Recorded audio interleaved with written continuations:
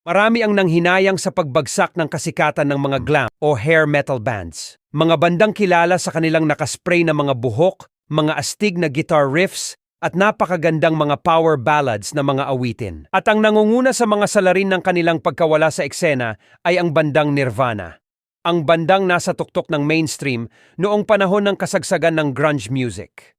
Kaya naman hindi na nakapagtataka kung bakit marami ang parang mga ampalaya sa bandang ito nung panahon na yon. Sa isang iglap kasi mga idol ay nawala ang nakasanayan nilang style ng musika at napalitan ng mga kantang katulad ng Smells, like Teen Spirit, All Apologies, Come As You Are, Lithium, About a Girl at marami pang iba. Halika at kilalanin natin ang Nirvana mga idol. Ang bandang kahit na tumagal lang ng 3 taon sa mainstream ay itinuturing na sila agad na isa sa pinakamalaki at pinakama-influential na banda sa kasaysayan. Isa sila sa mga best-selling bands of all time na nakabenta ng mahigit sa 75 milyong kopya ng album sa buong mundo. Humakot ng malalaking award kabilang sa The Rolling Stone Top 100 Bands of All Time at inducted na din sa Rock and Roll Hall of Fame sa unang taon pa lang na na-eligible sila dito noong 2014. Paano nga ba nabuo ang napaka-successful na bandang ito? Ano ang kwento ng Nirvana at nasaan na sila ngayon? Ang bandang Nirvana na nakilala natin ay binubuo ni Kurt Cobain bilang bokalista, gitarista at songwriter, Chris Novoselic bilang bassist at si Dave Grohl sa drums, pero lingid sa kaalaman ng karamihan ay nagkaroon din sila ng ilang beses na pagbabago ng lineup. Simulan natin ang kwento sa masayahin at maalalahaning bata na si Kurt Cobain na ipinanganak noong February 20, 1967. 9 years old ito nung maghiwalay ang kanyang mga magulang na nakaapekto ng sobra sa personalidad niya. Gusto na lang lagi nito ang mapag-isa. Sinabayan pa ng sa murang edad ay nakakakita na rin siya ng karahasan na umabot pa sa punto na nasaksihan niya na ma-injured ang ina sa pambubugbog ng bagong asawa nito. Nag-umpisa itong mambuli at naranasan ding mabuli sa school na natuwa pa nga siya na mapagkamalan siyang bakla dahil sa ganung paraan umano ay nilalayuan siya ng kusa ng ibang bata. Isang araw na nasa bahay si Kurt Cobain ng kaibigang si Robert ay napansin nito ang malakas na patunog sa itaas ng bahay ng mga ito. Ayon kay Robert, kuya niya yon na si Chris Novoselic na sobrang hilig sa punk rock.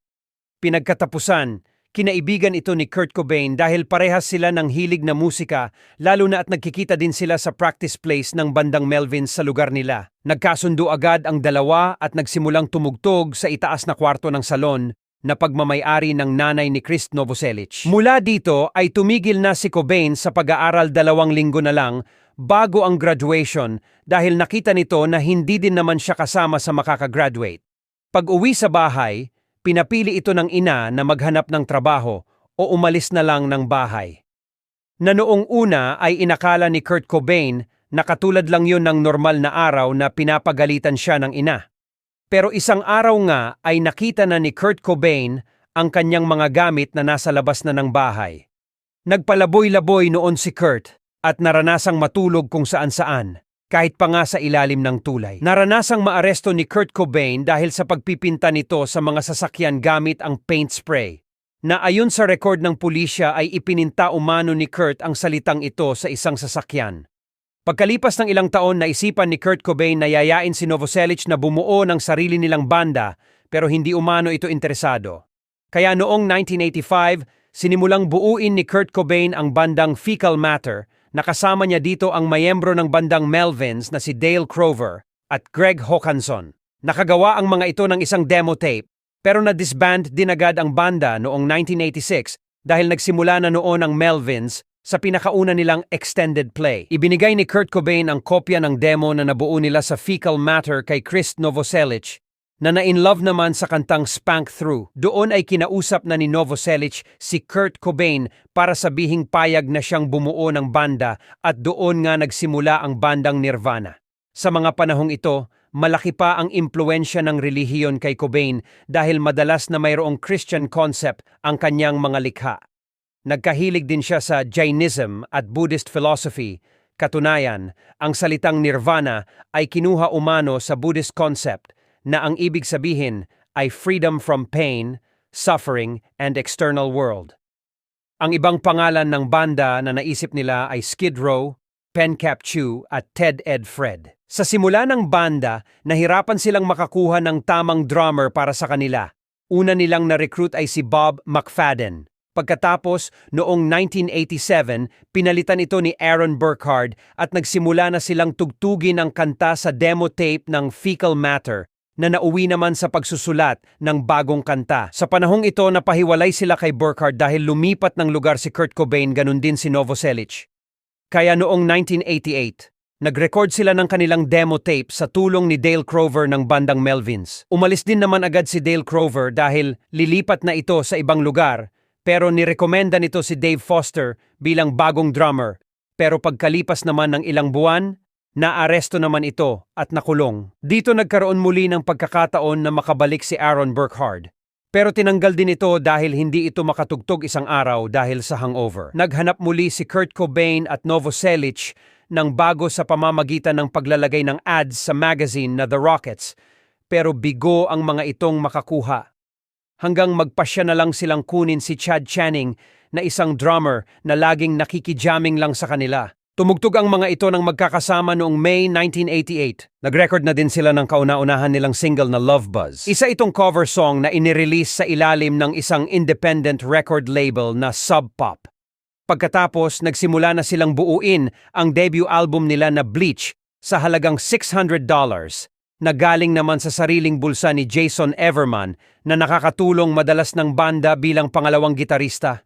Hindi ito katulong sa studio recording para sa album pero binigyan pa rin ito ng credit ng Nirvana sa album na ito. Na-i-release ang Bleach noong June 1989 na kahit bulok ang promotion ng record label, ay nakabenta pa rin naman ito ng mahigit sa 40,000 na kopya. Siyempre, hindi naging masaya si Kurt Cobain dahil kulang na kulang talaga ang promotion ng record label. Nasundan na rin yun ng pagtigil ni Jason Everman sa pagsama sa banda dahil sa pagkakaiba nila sa maraming bagay ni Kurt Cobain. Noong taon din ng 1989, nagkaroon ng collaboration ang Nirvana sa bandang Screaming Trees at bumuo sila ng side project na tinawag nilang Jury. Noong April 1990 naman ay nagsimula na silang magtrabaho para sa pangalawang album pero mawawalan ulit sila ng drummer dito dahil hindi masaya sa drumming skills ni Chad Channing, si Kurt Cobain at Chris Novoselic.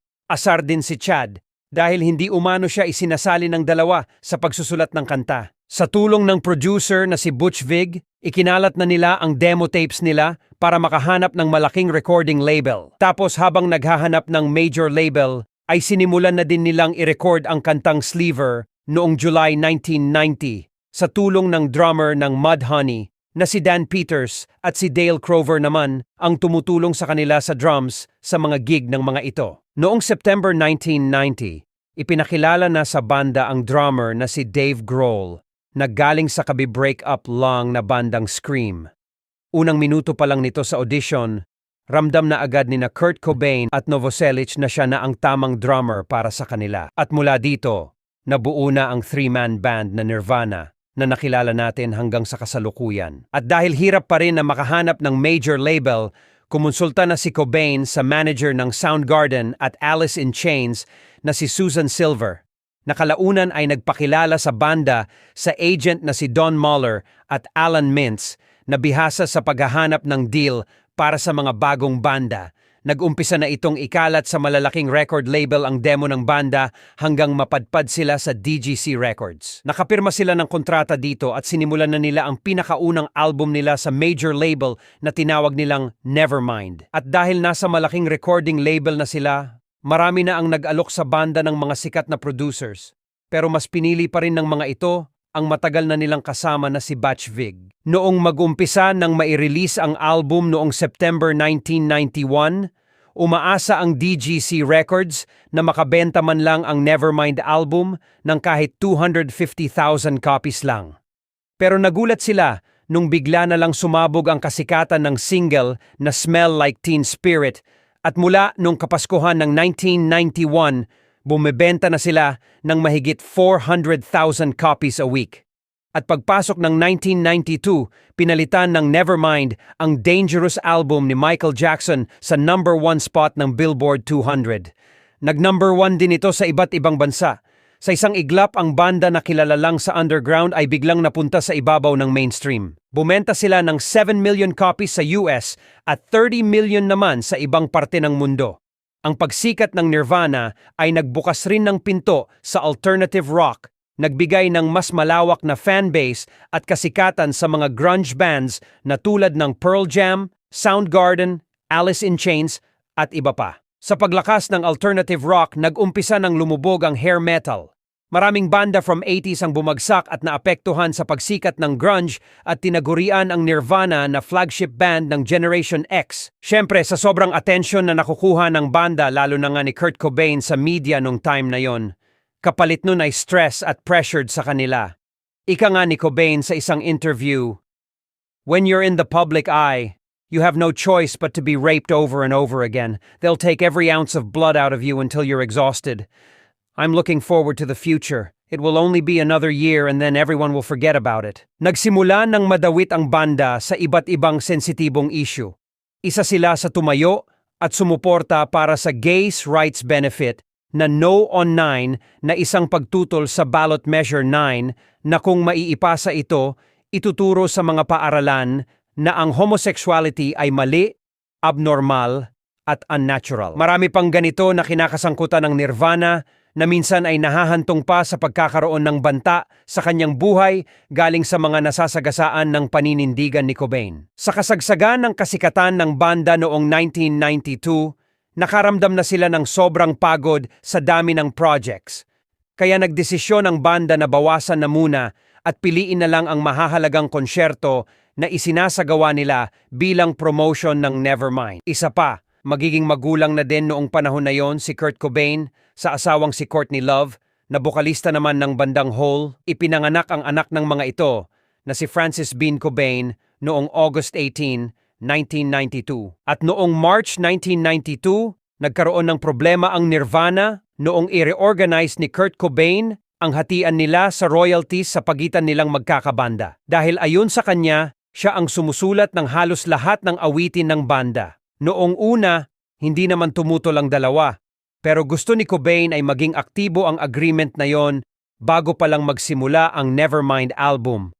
Kaya dito nagkaroon ng tensyon na halos sumira sa Nirvana. Sa huli, nakakuha si Cobain ng 75% ng royalty sa album na Nevermind na nagbigay ng sama ng loob kay Novoselic at Grohl. Nagkaroon din ng sabi-sabi na nagkaproblema din ang banda dahil sa kalusugan ni Cobain, pero ang kanilang performance sa England's 1992 Reading Festival ang itinuturing ng mga press na pinaka-memorable na pagtatanghal ng banda. Isa ding naging usap-usapan ang pagtatanghal ng Nirvana sa MTV Video Music Award dahil kahit sinabi ng network na huwag kantahin ang makontrobersya nilang awitin na Rape Me, ay tinugtog pa rin ni Cobain ang mga unang bars ng kanta, saka sinimulan ang Lithium.